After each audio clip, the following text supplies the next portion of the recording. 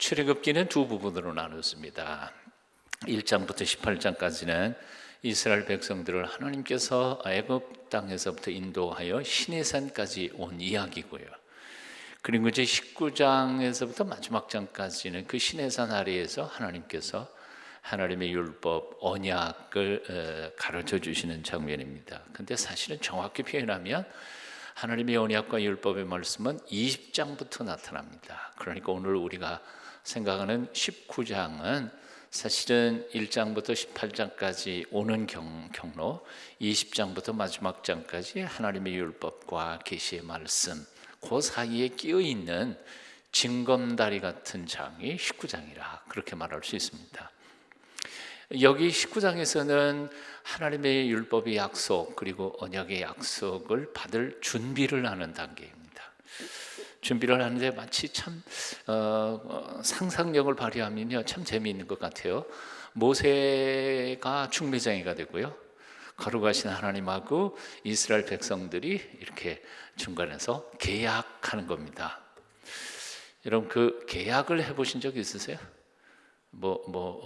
전세를 계약한다든지 무슨 계약을 한다든지 당사자 간에 둘이 딱 하는 일은 거의 요즘 별로 없죠. 왜냐하면 법률적인 지식이 없으니까 변호사가 같이 하든지 아니면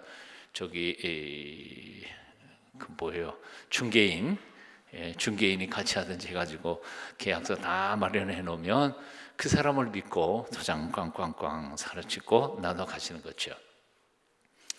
모세가 중간에 중개인이 됐습니다. 오늘 본문 말씀 쭉 읽어보시면 하나님이 모세에게 말하죠. 모세가 백성에게 가서 전합니다.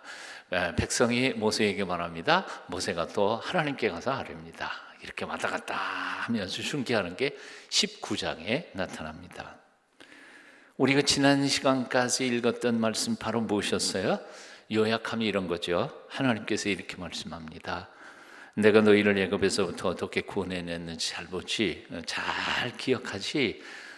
독수리가 날개에 업어서 인도한 것처럼 여기까지 내가 인도했단다.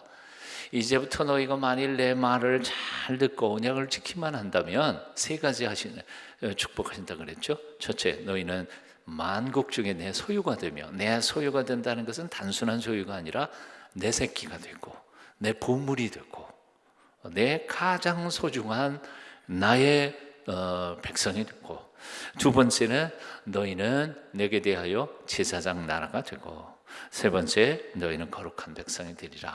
세 가지에 대한 이야기. 그리고 지난주에 우리는 이 세 가지를 묶어가지고 하나님께서 영광 받으시는 예배하는 백성이 되고, 하나님은 예배하는 백성으로 이스라엘 백성들을 받으시고 그들의 앞날과 축복을 책임지신다 하시는 약속이었습니다. 하나님이 이제 이 얘기를 요약해서 딱 모세를 통해서 설명했어요. 그리고는 뭐라고 묻느냐면, 자 그러면 이제부터 어떻게 할래? 이 말씀 지킬래 안 지킬래? 내 말은 하는 말대로 지켜 행하겠느냐? 하고 물으십니다. 그럼 이스라엘 백성들이 뭐라고 대답해요? 조금 전에 읽었잖아요. 8절에 뭐라 그랬어요? 8절 한번 같이 읽어봐요. 시작. 백성이 일제히 응답하여 이르되 여호와께서 명령하신 대로 우리가 다 행하리이다. 뭐예요? 행하겠습니다 하고 약속을 해요. 자, 그런데 질문 하나 해볼게요. 너희가 내 말을 잘 듣고 내 언약을 지키면 그러면 내 소유가 되고 제사장 나라가 되고 거룩한 백성이 되리라, 그렇게 말씀하셨는데, 질문, 내 말을 잘 듣고, 내 말이 뭐예요?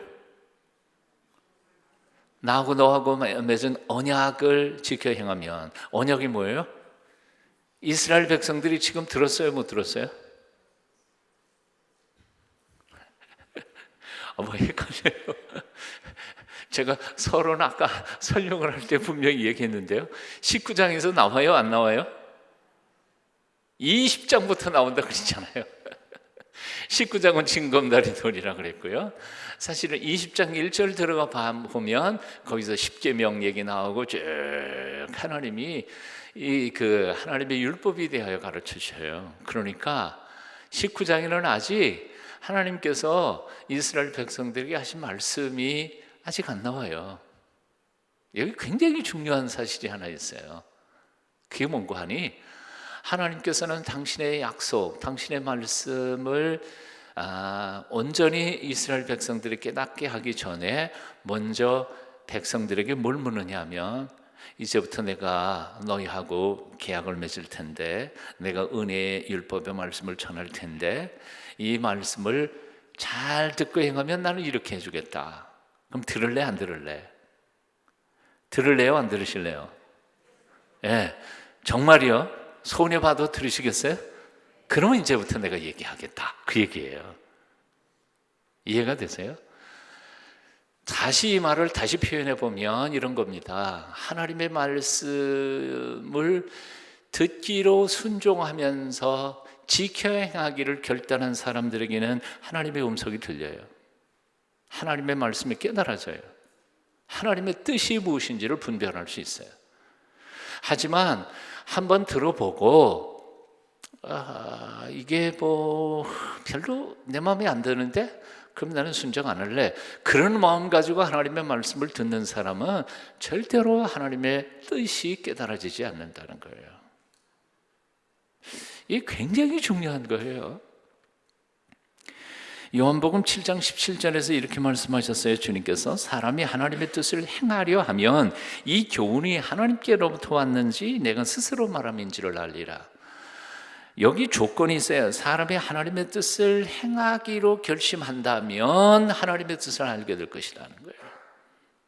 하나님의 뜻을 행할 의지가 없는 사람에게는 하나님의 뜻이 분별되어지지 않아요. 이해가 안 된다는 말이에요. 뭐 조금 이런 예를 한번 들어볼까요? 어떤 사람들은 참 이렇게 말해요. 핑계를. 하나님의 뜻을 행하고 싶어요. 정말 하나님 말씀대로 순종하면서 살고 싶어요. 근데 하나님의 뜻이 뭔지 모르겠어요. 그런 말 많이 듣기도 했지만 많이 하지 않으셨어요? 하나님의 뜻이 뭔지를 몰라서 행하지 못하시겠죠? 그죠? 대답을 못해지고 함정에 빠질까 봐. 왜 모를까요? 왜 하나님의 뜻을 분별하고 알지 못할까요? 그 이유가 들어보고 내 마음에 안 들면 안 지키고 내 마음에 들면 지키겠다는 자세와 그런 생각 가지고는 하나님의 뜻인 분별이 안 된다니까요. 얼마나 많은 사람들이 11조에 대해서 질문을 많이 해요. 사실은 복음서에도 바리새인들이 예수님에 대해서 율법 질문 굉장히 많이 하잖아요. 질문하는 이유가 뭐죠? 빠져나가기 위해서요. 충분히 보세요. 바리새인들과 율법 학자들이 예수님과의 토론 속에서 그들의 관심은 어디 있어요? 어떻게 하면 하나님의 말씀에서 살짝 빠져가지고 자기는 예외로 살 수 있을까 하는 잔꾀를 부리는 거예요. 순전한 마음을 가지고 하나님의 음성을 듣는 사람들에게는 하나님의 뜻이 다 들린단 말이에요. 11조 어떻게 내야 돼요? 저는 이 질문들을 굉장히 많이 해요. 11조 이렇게 굉장히 11조에 대한 질문들을 많이 하잖아요. 저 구약에서는 11조 내라 그랬지만 신약에서는 11조 내라는 명령이 없는데요. 어때요? 그래요 안 그래요? 신약에서 11조 내라는 명령 보신 적이 있으세요? 없죠? 또 대답을 안 하네. 읽어봤어야지. 11조 내라는 명령이 신약에는 없어요. 아무리 눈 씻고 봐도 없어요, 사실은. 이 얘기 질문들을 목사들한테 하도 많이 하니까 얼마 전에 이성희 목사님 자기도 그 얘기 누구한테 저 교인한테 들었대요. 그 신약에는 11조 내라는 명령이 없으니까 구약에만 있으니까 그러면 11조 안 내도 되겠네요. 그래서 이 목사님 그렇게 말씀하셨다 그래요. 11조 내라는 명령도 없지만 안 내라는 명령도 없잖아. 구약 명령을 취소한다. 그래야 법이 취소가 되는 거 아니야? 취소 안 했으면 그냥 순종해야지.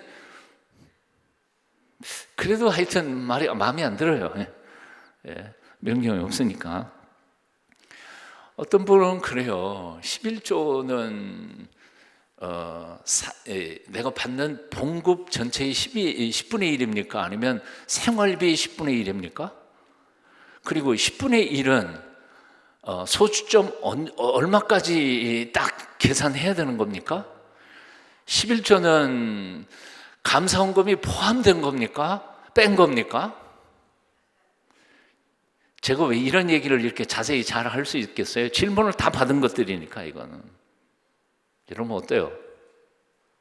이런 질문을 하는 것 자체가 사실은 11조의 정신 자체를 잃어버린 거 아니냐 그거예요. 11조란 뭘까요? 신약에는 없어요. 11조에 대한 명령이. 하지만 11조보다 더 무서운 명령을 주님께서는 하셨어요. 그게 뭐예요? 내 목숨을 다하고 뜻을 다하고 너 모든 것을 다하여 하나님을 사랑해라. 11조가 아니에요. 10을 드리라는 얘기예요. 아니 네 목숨까지도 바치라는 얘기예요. 사실은 11조는 최소한의 예물드림이에요. 그러니까 11조의 구약에서도 11조의 정신은 뭐냐면 10의 12의 하나님께로부터 다 공짜로 받은 겁니다. 하지만 10의 9는 제가 쓰게 해주시고 그러니까 감사한 거죠. 다만 10의 1조를 드리면서 내가 소유하고 누리는 모든 것들이 하나님께로부터 온 선물인 것을 신앙의 간증으로 표현합니다. 그리고 드리는 게 10의 1조의 정신이에요. 그러니까 11조는 의무가 아니라 감사의 예물이에요. 하나님 앞에 감격해서 드리는 거예요. 계산하는 게 아니에요. 그러니까 11조는 소주점 얼마 계산하는 게 아니고요.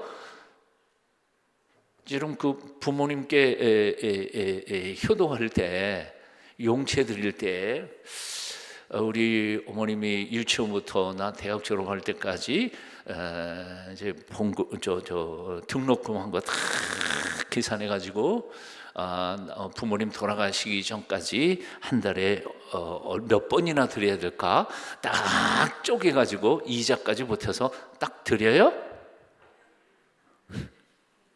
그렇게 계산하는 것 자체가 부모님에 대한 효도는 아니에요. 부모님은 계산하지 않고 자식들을 키웠어요. 하나님은 우리에게 계산하지 않고 당신의 하나밖에 없는 외아들을 우리에게 죽이시면서 그 피값으로 우리를 구원하시고 영생을 선물하셨어요. 그런 하나님 앞에 계산하는 것 자체가 사실은 이건 그 헌금 정신에 어긋난 거예요. 네? 군대 생활 때 이등병 그 월급이 1,500원이었거든요. 11조 얼마예요? 150원에 150원. 100원짜리 한 거, 50원짜리 한 개. 저는 몇 개 드렸을까요? 50원짜리 드리기가 정말 창피하더라고. 100원짜리 2개 드렸잖아요.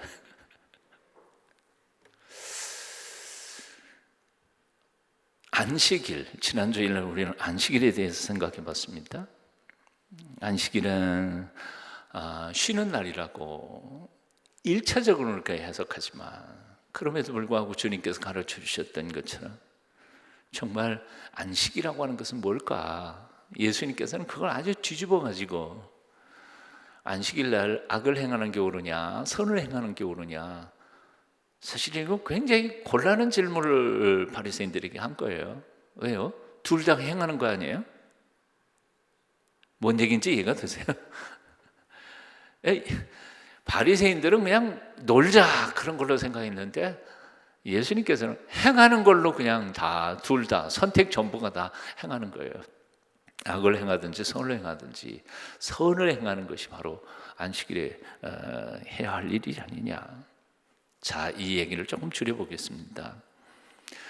하나님의 말씀, 하나님의 음성, 하나님의 언약 이것을 들을 때에 들을 귀, 실천하기로 작정하고 듣는 사람에게는 하나님의 뜻이 깨달아지고 알아진다는 겁니다. 이것을 가르쳐서 우리는 공개된 비밀이라고 표현하죠. 하나님의 말씀, 특별히 복음 그리고 율법은 다 공개된 비밀입니다. 하나님이 뭐 감추려고 감추신 게 아니에요. 사랑의 마음 그리고 하나님을 신뢰하는 믿음을 가지고 읽는 사람에게는 다 들리게 돼 있어요. 그렇게 오묘하고 어려운 하나님의 말씀은 그렇게 많지 않아요. 물론 영성훈련이나 영적인 깊이에 들어가 보면 사실 우리가 평소에는 깨닫지 못하던 비밀스러운 신비한 세계가, 우리가 알지 못하는 신비한 세계가 너무나 많이 있을 거라고 생각하지만, 그러나 일반 신앙생활에 있어서 그런 부분은 그렇게 많지 않아요. 그렇게 어렵지 않아요. 그러니까 여러분, 내 인생을 살아가면서 옳고 그름을 분별한다는 것은 그렇게 어렵지 않잖아요. 성경에 가장 기본적인 지식만 있어도 이거는 하나님 기뻐하지 않으시는 거다, 이거는 기뻐하는 것이다, 그거 왜 몰라요? 느낌이 있잖아요. 가장 상식적인 게 가장 신령한 거예요. 예?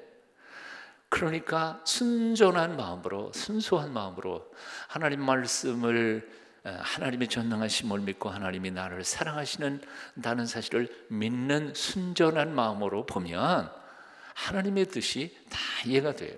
그런데 어떻게 하든지 하나님하고 딜을 해서 내가 하나님 앞에서 손해보지 않고 내 인생 어떻게 하든지 내가 잔꾀 부리면서 사는 인생을 살아보려고 하다가 보니까 오리무중으로 빠져버리게 되는 것이지요.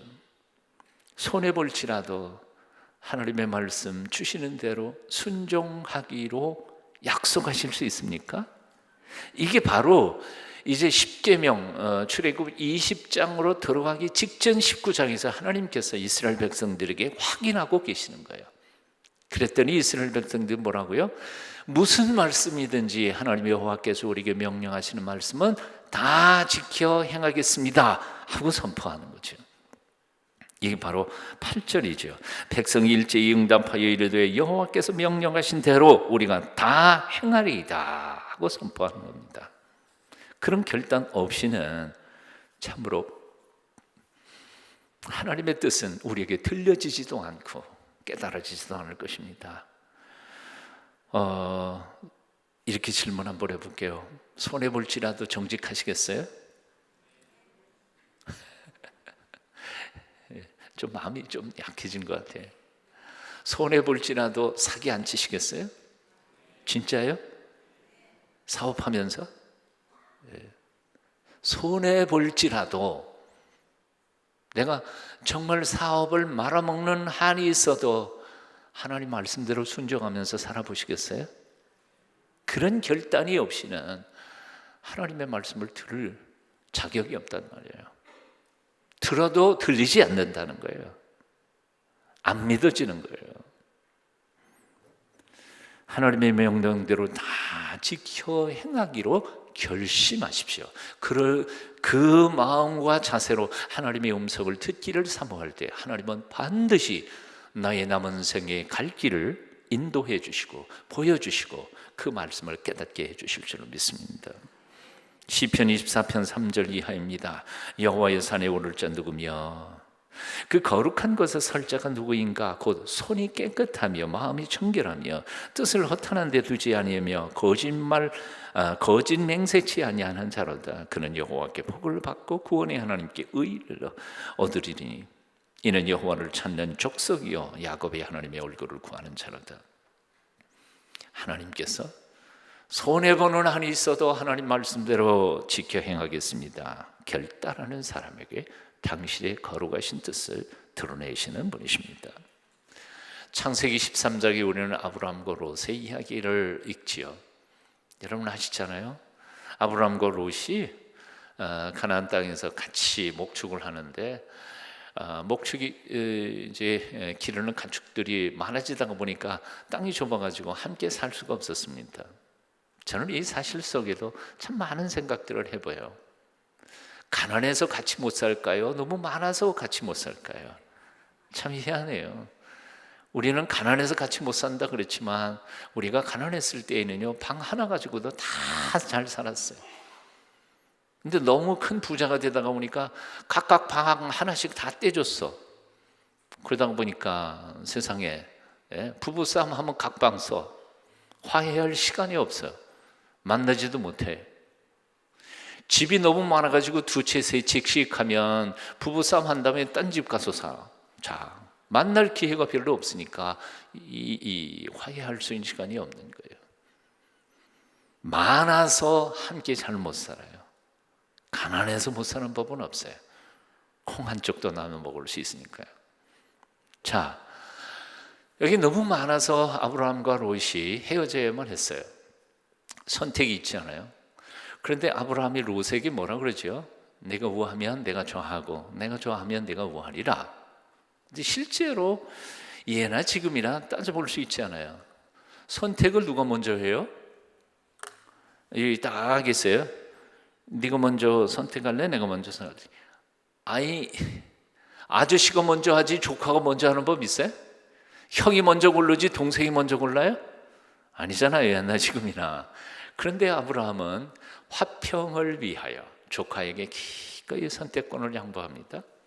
자, 너 좋은 대로 한번 선택해라. 그러면 저 같으면요, 마음이 약해서 어른이 선택 안 하고 내게 선택권을 줬으면 큰 거 내 먹을까요? 작은 거 내 먹을까요? 알아서 키워야지.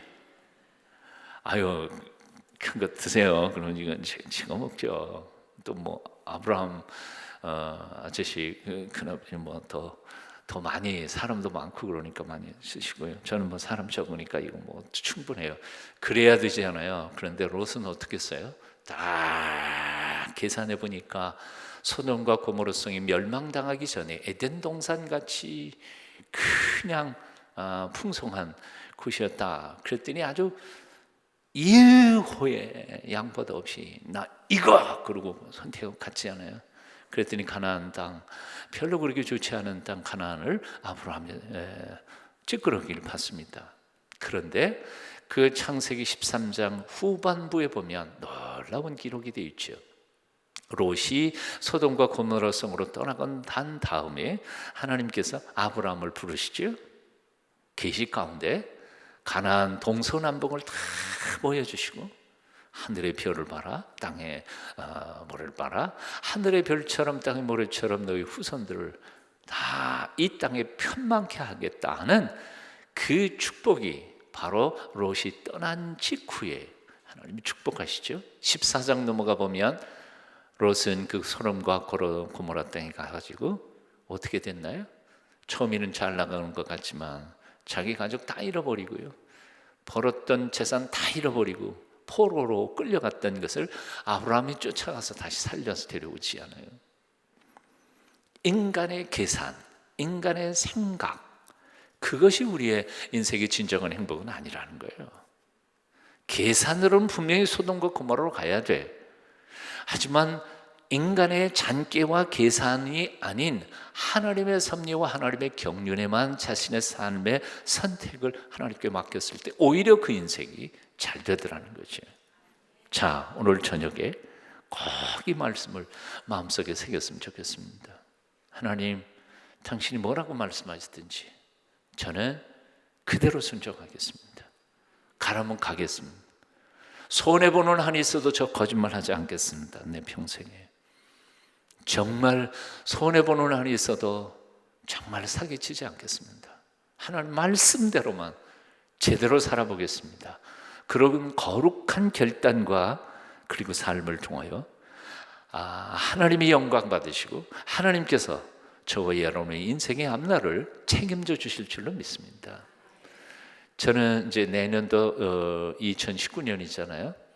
1919년 기미독립선언 한지 기미독립운동 한지 100주년이 되는 해죠. 기미독립선언 운동할 때에는 다 동참했지만 한 36년 끝말이쯤 일제 압박기 끝쯤 가가지고 배신한 사람들이 참 많이 있었어요. 유명한 분들이요. 예? 최남선 선생님도 독립선언서에 그 문장, 엄청난 그 문장을 쓰셨잖아요. 이광수 선생도 그렇고 모연숙 여사도 그렇고요. 그런데 그 세 분 다 말게 해가지고 다 배신했어요. 다 일제에 넘어가 버렸어요. 그런데 3, 4년이 못 돼가지고 어떻게 됐어요? 1945년에 해방이 왔고요. 그리고 그 사람들은 지식이 늘었어. 얼마나 부끄러움을 당했는지 몰라요. 역사 속에 지금도 계속 욕 잡수시고 계세요. 아마도 저는 이런 생각이 들어요. 그 한 5년을 못 참아가지고 그거 못 참은 게 얼마나 부끄러워요. 예?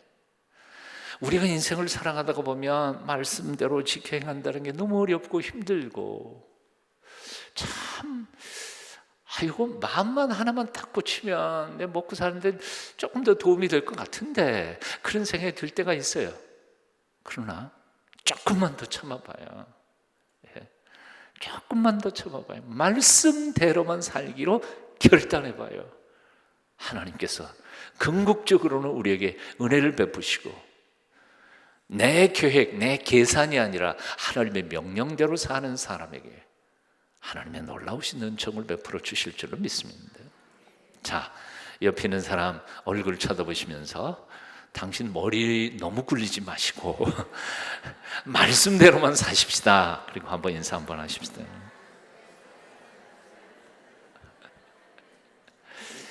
참 제가 청년 시절에 CC 활동을 하면서 우리 모 간사님, 그 간사님도 참 무서운 간사님이셨어요. 예. 아주 직설적인 얘기는 상처를 받든 말든 그냥 해버리시는 분이에요. 무서운 간사님이셨어요. 그 양반이 나한테 해준 말이 지금도 가슴에 한쪽으로는 아프고 한쪽으로는 이득이고 그래요. 왜냐하면 그 말씀이 너무 제게는 충격이자 그리고 그것은 정말 저를 위해서 하신 말씀이었으니까. 무슨 말씀인지 아세요? 어이 종호, 너는 재주가 많아. 그래서 재주 피우다가 망하는 수가 있어. 원숭이가 나무에서 떨어진단 말이야. 근데 그 얘기를 들은 그날부터 나는 1년은 고민을 했어요. 진짜요. 재주 피우다가 너 망하는 수가 있어? 와, 어떻게 대놓고 그런 얘기를 해요. 난 못 알아듣는 사람이 아닌데 그래도 잘 말귀를 알아듣는 사람인데도 그렇게 그냥 대놓고 얘기해서 지금까지도 이렇게 한쪽에는 상처가 있고 한쪽에는 그래도 그분이 내게 그렇게 해주신 게 너무 고맙고 감사하지만 그래도 하여튼 그래요. 저한테 아픈 건 아픈 거잖아요. 솔직히 말해서. 근데 그게 너무 감사해요. 재주 많은 사람들이 재주 피우다가 망해요. 똑똑하다고 생각하는 사람들은 조심해야 돼요. 잔꾀 부리지 말아야 돼요. 그냥 공부 어떻게 해요? 공부 잘하는 사람은 머리 굴리면 공부 제대로 못해요. 미련한 곰단지처럼 그냥 의자에 엉덩이 붙이고 10시간, 15시간 앉아서 책 읽는 사람은 공부 잘하는 사람이지요. 자, 오늘 본문이 우리에게 주시는 두 번째 메시지가 있습니다. 그것은 다름 아닌 바로 하나님께서 이제 3일 후에 강림하실 거다. 그러므로 너희는 스스로 성결케 하라 하는 명령입니다. 하나님은 거룩하신 하나님이십니다. 그러므로 그 하나님을 만나기를 열망하는 사람들, 그 하나님의 약속의 말씀을 듣기를 사모하는 사람들은 스스로 자신을 성결케 해야 한다는 말입니다. 오늘 9절부터 11절까지 뜻을 생각하면서 한번 더 읽어봅니다. 함께 읽어요. 시작. 여호와께서 모세에게 이르시되 내가 빽빽한 구름 가운데서 네게 임함은 내가 너와 말하는 것을 백성들이 듣게 하며 또한 너를 영영히 믿게 하려 함이라.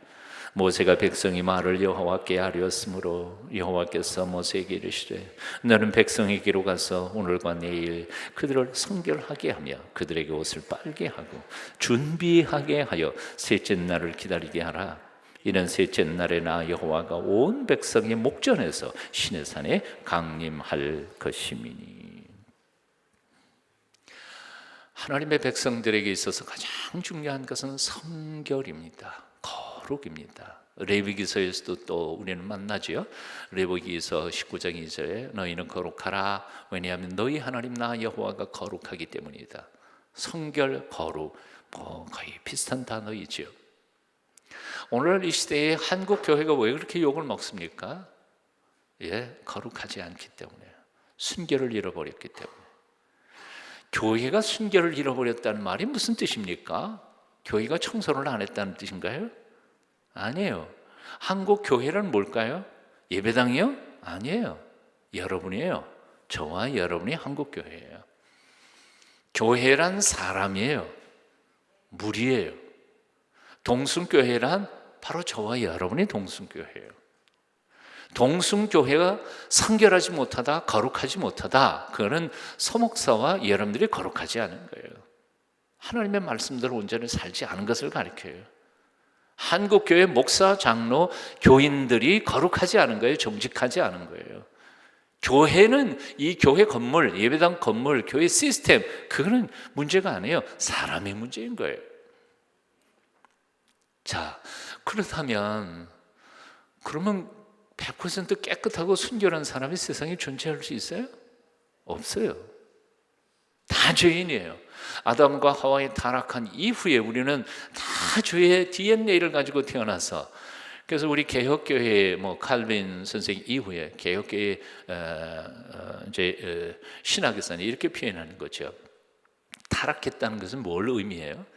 이제는 더 이상 우리의 의지로 죄를 안 지을래야 안 지을 수 없고 의를 행할래 행할 수 없는 존재가 된 거예요. 즉 다시 말하면 영적 파산 상태가 된 거예요.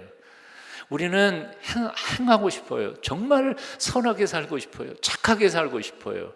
거룩하게 살고 싶어요. 그런데 우리의 육체의 욕망과 사단의 괴계와 유혹과 이 세상의 이 악의 구조와 시스템이 우리로 하여금 그렇게 깨끗하고 순결하게 살지 못하게 하고 있다는 거예요. 그러면 이 속에서 성결하라 라는 말은 무슨 뜻인가 하는 거예요. 쉽게 말하면 그래요. 우리는 우리 자신이 깨끗하지 못하다는 사실을 날마다 인식하는 거예요. 깨달아가야 되는 거예요. 나는 거룩하지 않다는 사실을 알아야 돼요. 그걸 명심해야 돼요. 오늘도 나는 거룩하게 살지 못했다는 사실을 저녁에 잠자리에 들기 전에 하나님 앞에서 돌아보면서 예수 그리스도의 보배로운 피로 다시 한번 씻어가는 거예요. 그래서 성결이라고 하는 것은 매 순간 자기를 성찰하면서 죄된 존재를 알고 하나님의 거룩한 의를 힘입기 위하여 그 앞에 나아가 항복하는 행위를 반복하는 거예요. 매일매일. 오늘 회개했다고 내일은 죄 안 짓나? 안 그렇거든요. 매일 주님 바라보는 거예요. 여호와 나의 의의 구원이 푯대가 되시는 예수 그리스도의 십자가를 날마다 바라보면서 하나님의 거룩함을 닮아가기를 애쓰며 갈망하며 성령의 도우심을 구하면서 살아가는 삶을 살아갈 때 비로소 우리는 성결한 성령의 능력으로 하나님의 은혜로 성결한 백성이 되어가는 거죠. 자, 오늘 본문에 보면 3일 동안 3일 후에 하나님이 내려오신다 그랬어요. 왜 지금 당장 오시면 안 돼요? 3일 기간을 주시는 거예요. 준비할 수 있는 기간을. 여러분 목욕하는데 3일씩 걸려요? 목욕하는데 옛날에 얼마나 걸렸는지 모르지만 하여튼 3일 기한을 주신 것은 이 성결케 하는 것이 꼭 이 육체의 겉껍데기만을 깨끗게 하는 것을 말하는 것은 아니라는 사실이에요. 우리의 내면을 성결케 준비하고 다듬는 것이에요. 부끄러운 얘기예요. 이거 자랑스러운 얘기는 아니에요. 그런데 우리 어머니하고 저하고 이제 절에 다닐 때 하면 한 달 전부터 절에 올라갈 준비하세요. 어머님이요. 준비하는 게 뭐예요? 물론 옷은 깨끗하게 다 이렇게 준비하고요. 깨끗하게 아주 새 옷 갈아입고 올라가니까요. 또 절에 올라가고 드릴 공양할 쌀을 고르는데요. 이 상 위에다가 한 대박 쌀을 놔요. 그리고 젓가락으로 골라요. 옛날에 절에 다녔던 분들은 다 알아요. 이거 저희 집만 했던 건 아니에요. 젓가락으로 이렇게 고르면서 깨진 거, 색깔 나쁜 거 이런 것들은 다 옆으로 골라놓고 온전한 알갱이만, 쌀알만 온전한 것만 골라요. 그렇게 골라서 한 말 하면 뭐 한 대박이나 될까 말까 하는 정도를 골라가지고 그렇게 해서 한 2말, 3말 등이 짊어지고 절에 올라가고 불공을 드려요. 그 버릇이 교회에 온 다음에도 우리 어머니는 그대로 계셨어요. 그래서 토요일 날 저녁에는 뭐 우리 집 가난한 집이었으니까 뭐 그렇게 좋은 옷 따로 입지는 않았어요. 그러나 절에 올라갈 때처럼 흰 옷, 아주 당신 가졌던 옷 중에서 제일 깨끗한 옷 금요일 토요일 날 다 해서, 옛날 다리미질 얼마나 힘들었습니까? 전기 다리미가 어디 있어요? 예? 숲을 피워가지고 이렇게 해야 되는데 그걸 다리미질 다 하고, 그다음에 고무신, 하얀 고무신 비누칠 딱 해가지고 뽀덕뽀덕하고 밖에서 딱 말렸다가 주일날 아침에 그거 신고 간다고요. 하나님이 은혜 주실까요? 안 주실까요? 그런 마음으로 하나님 앞에 나와서 예배를 드리는데요. 오늘날 요즘에 교인들 예배당 나오는 거 보면요, 정말 화딱지 날 때가 있어요. 저 교회 맨 처음에 고등학교 2학년 때 교회 나갈 때, 그때에 그 교회에 목사님이 거의 뭐 초창기의 목사님이셨죠. 평양신학교 졸업하신 연세가 제법 많으신 목사님이셨는데요, 회초리를 들고 다니셨어요.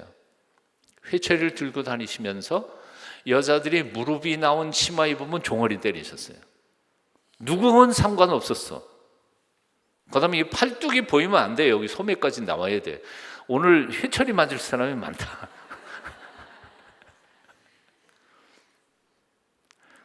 옛날 얘기할 필요는 없고 뭐 요즘은 괜찮아요. 하지만 적어도 그래도 집에서 나올 때에는 복장이라도 좀 제대로 갖추고 사모하는 마음으로, 오늘 저녁에는 하나님께서 내게 어떤 은혜를 베푸실까, 마음 준비는 좀 하고 와야 하나님의 은혜를 받을 거 아니겠어요?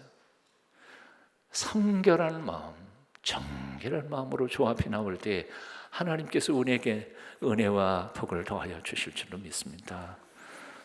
주께서 말씀하셨죠. 의에 줄이고 목마른 자는 복이 있나니 그들이 배부를 것이며, 갈급한 마음, 줄인 마음으로 모든 예배 가운데 사모하는 마음으로 나오실 수 있기를 축원합니다. 날마다 자신을 성결하게 돌아보며 거룩한 모습으로 주 앞에 드려지기를 사모하면서 주 앞에 나오시기를 바랍니다. 제가 좋아하는 찬송, 정결한 마음 주시옵소서. 악보 있어요? 없어요? 네? 없으면 그냥 부르지 뭐. 그냥 실력 있어요? 정결한 마음, 정결한 마음 주시옵소서. 오 주님, 오 주님, 정직한 영을 새롭게 하소서. 한 번 더. 정결한 마음 주시옵소서. 오 주님, 정직한 영을 새롭게 하소서. 나를 주님 앞에서 멀리 하지 마시고 주의 성령을 거두지 마옵소서. 그 구원의 기쁨 다시 회복시키시고 변치 않는 마음 내 안에 주소서. 기도하겠습니다. 기도하십시다. 정결한 마음 주시옵소서. 주님, 정직한 영을 우리 속에 새롭게 해 주시옵소서. 허물과 죄로 참으로 부끄럽게 살았던 우리의 삶이지만 하나님이여 우리를 긍휼히 여겨주시고 우리를 멀리하지 마옵시며 성령님을 거두어 가지 마옵시고 구원받았던 그 첫 기쁨 첫사랑 회복시켜 주시며 주님 사랑하는 마음으로 모든 예배, 기도회가 찬송이 감격과 기쁨이 되게 하여 주시옵소서. 주님 만나기를 원합니다. 우리가 주님을 만나기보다 하나님께서 우리를 만나기를 더 갈망하신다는 사실을 주여 우리가 잊지 않게 하여 주시옵소서. 모든 예배 가운데 오셔서 우리를 새롭게 하시고 그 사랑으로 말씀 따라 승리하는 주의 백성들 다 되게 은혜 위에 은혜를 더하여 주시옵소서. 오늘 이 저녁에도 베풀어 주시는 모든 은혜에 감격하며 다시 한번 나의 삶을 주 앞에 드려지게 도와주시옵소서. 예수님의 이름으로 간절히 기도하옵나이다. 아멘.